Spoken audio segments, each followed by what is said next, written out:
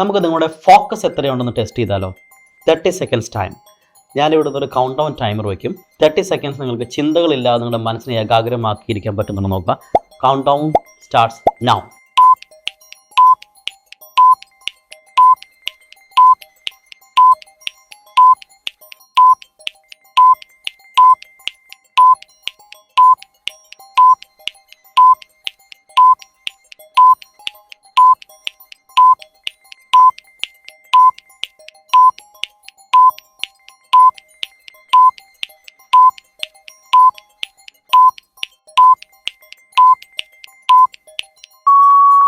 മിക്ക ആളുകൾക്കും പറ്റാത്ത സാഹചര്യം ഉണ്ടാകും. ചിന്തകൾ ഇതിന് കയറി വരുന്നുണ്ടാകും.